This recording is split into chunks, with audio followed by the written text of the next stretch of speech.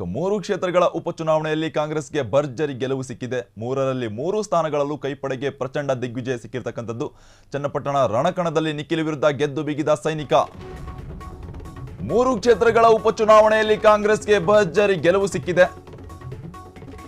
ಮೂರರಲ್ಲಿ ಮೂರು ಸ್ಥಾನಗಳಲ್ಲೂ ಕೈಪಡೆಗೆ ಪ್ರಚಂಡ ದಿಗ್ವಿಜಯ ಸಿಕ್ಕಿರತಕ್ಕಂಥದ್ದು. ಚನ್ನಪಟ್ಟಣ ರಣಕಣದಲ್ಲಿ ನಿಖಿಲ್ ವಿರುದ್ಧ ಗೆದ್ದು ಬೀಗಿದ ಸೈನಿಕ. ಚನ್ನಪಟ್ಟಣದಲ್ಲಿ ಭಾರಿ ಮತಗಳ ಅಂತರದಿಂದ ಗೆದ್ದ ಯೋಗೇಶ್ವರ್. ಸಂಡೂರು ಶಿಗ್ಗಾವಿಯಲ್ಲಿ ಗೆದ್ದು ಬೀಗಿದ ಕಾಂಗ್ರೆಸ್ ಅಭ್ಯರ್ಥಿಗಳು. ಶಿಗ್ಗಾವಿಯಲ್ಲಿ 15,000 ಮತಗಳ ಅಂತರದಲ್ಲಿ ಪಟಾಣ್ಗೆ ಜಯ ದೊರಕಿರ್ತಕ್ಕಂಥದ್ದು. ಸಂಡೂರಲ್ಲಿ 11,000 ಮತಗಳ ಅಂತರದಿಂದ ಅನ್ನಪೂರ್ಣಗೆ ಗೆಲುವು ಸಿಕ್ಕಿದೆ. ಮೂರು ಕ್ಷೇತ್ರಗಳ ಉಪಚುನಾವಣೆಯಲ್ಲಿ ಕಾಂಗ್ರೆಸ್ಗೆ ಭರ್ಜರಿ ಗೆಲುವು. ಮೂರರಲ್ಲಿ ಮೂರು ಸ್ಥಾನಗಳಲ್ಲೂ ಕೈಪಡೆಗೆ ಪ್ರಚಂಡ ದಿಗ್ವಿಜಯ ದೊರಕಿದೆ. ಚನ್ನಪಟ್ಟಣ ರಣಕಣದಲ್ಲಿ ನಿಖಿಲ್ ವಿರುದ್ಧ ಗೆದ್ದು ಬೀಗಿದ ಸೈನಿಕ. ಚನ್ನಪಟ್ಟಣದಲ್ಲಿ ಭಾರಿ ಮತಗಳ ಅಂತರದಿಂದ ಗೆದ್ದ ಯೋಗೇಶ್ವರ್. ಸಂಡೂರು ಶಿಗ್ಗಾವಿಯಲ್ಲಿ ಗೆದ್ದು ಬೀಗಿದ ಕಾಂಗ್ರೆಸ್ ಅಭ್ಯರ್ಥಿಗಳು. ಕಾರ್ಯಕರ್ತರಲ್ಲಿ ಸಂತಸ ವ್ಯಕ್ತವಾಗಿದೆ. ಶಿಗ್ಗಾವಿಯಲ್ಲಿ 15,000 ಮತಗಳ ಅಂತರದಿಂದ ಪಟಾಣ್ಗೆ ಜಯ ದೊರಕಿರ್ತಕ್ಕಂಥದ್ದು. ಸಂಡೂರಲ್ಲಿ 11,000 ಮತಗಳ ಅಂತರದಿಂದ ಅನ್ನಪೂರ್ಣಗೆ ಗೆಲುವು. ಮೂರು ಕ್ಷೇತ್ರಗಳ ಉಪಚುನಾವಣೆಯಲ್ಲಿ ಕಾಂಗ್ರೆಸ್ಗೆ ಭರ್ಜರಿ ಗೆಲುವು ಸಿಕ್ಕಿರ್ತಕ್ಕಂಥದ್ದು.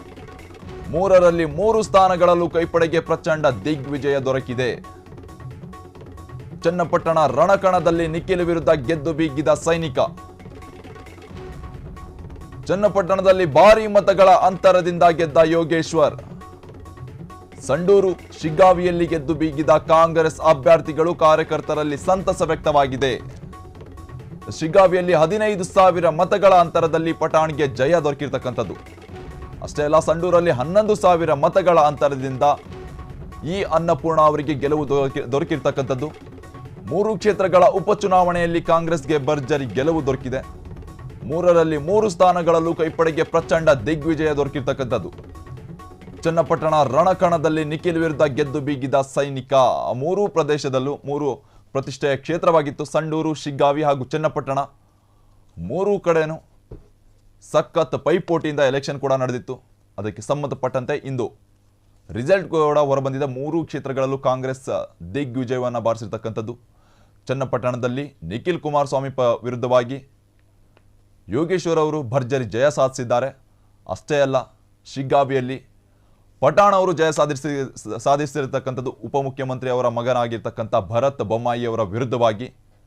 ಅಷ್ಟೇ ಅಲ್ಲ, ಸಂಡೂರಿನಲ್ಲಿ ಈ ತುಕಾರಾಮ್ ಅವರ ಪತ್ನಿ ಅನ್ನಪೂರ್ಣೇಶ್ವರಿ ತುಕಾರಾಮ್ ಅವರು ಜಯ ಸಾಧಿಸಿರ್ತಕ್ಕಂಥದ್ದು ಅದು ಭರತ್ ಅವರ ವಿರುದ್ಧವಾಗಿ ಹನುಮಂತ ಅವರ ವಿರುದ್ಧವಾಗಿ ಭರ್ಜರಿ ಜಯವನ್ನು ಸಾಧಿಸಿದ್ದಾರೆ.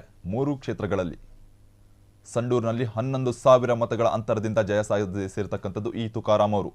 ಮೂರು ಕ್ಷೇತ್ರಗಳ ಪೈಕಿ ಕಾಂಗ್ರೆಸ್ ಜಯ ಸಾಧಿಸಿದೆ. ಉಪಸಮರದಲ್ಲಿ ಇಬ್ಬರು ಕೇಂದ್ರ ಸಚಿವರ ಮಕ್ಕಳಿಗೆ ಭಾರೀ ಮುಖಭಂಗ ಆಗಿರ್ತಕ್ಕಂಥದ್ದು. ಮಿನಿ ಸಮರದಲ್ಲಿ ವರ್ಕೌಟ್ ಆಗದ ಬಿಜೆಪಿ ಜೆಡಿಎಸ್ ಮೈತ್ರಿ ತಂತ್ರಗಳು. ಶಿಗ್ಗಾವಿಯಲ್ಲಿ ಹೀನಾಯವಾಗಿ ಸೋಲು ಕಂಡ ಬೊಮ್ಮಾಯಿ ಪುತ್ರ. ಮೊದಲ ಚುನಾವಣೆಯಲ್ಲಿ ಸೋತು ಸುಣ್ಣವಾದ ಭರತ್ ಬೊಮ್ಮಾಯಿ ಇದರಲ್ಲೇ ಸೋಲು ಕಂಡಿದ್ದಾರೆ. ಮೊದಲ ಚುನಾವಣೆಯಲ್ಲಿ ಚನ್ನಪಟ್ಟಣದಲ್ಲಿ ಕೇಂದ್ರ ಸಚಿವ ಕುಮಾರಸ್ವಾಮಿ ಪುತ್ರನಿಗೆ ಭಾರೀ ಸೋಲು. ಮೈತ್ರಿ ಅಭ್ಯರ್ಥಿ ನಿಖಿಲ್ ಕುಮಾರಸ್ವಾಮಿಗೆ ಹ್ಯಾಟ್ರಿಕ್ ಸೋಲಿನ ಆಘಾತ. ಉಪಸಮರದಲ್ಲಿ ಇಬ್ಬರು ಕೇಂದ್ರ ಸಚಿವರ ಮಕ್ಕಳಿಗೆ ಭಾರೀ ಮುಖಭಂಗ ಆಗಿರ್ತಕ್ಕಂಥದ್ದು. ಮಿನಿ ಸಮರದಲ್ಲಿ ವರ್ಕೌಟ್ ಆಗದ ಬಿಜೆಪಿ ಜೆಡಿಎಸ್ ಮೈತ್ರಿ ತಂತ್ರಗಳು. ಶಿಗ್ಗಾವಿಯಲ್ಲಿ ಹೀನಾಯವಾಗಿ ಸೋಲು ಕಂಡ ಬೊಮ್ಮಾಯಿ ಪುತ್ರ ಭರತ್ ಮೊದಲ ಚುನಾವಣೆಯಲ್ಲಿ ಸೋತಿರ್ತಕ್ಕಂಥದ್ದು.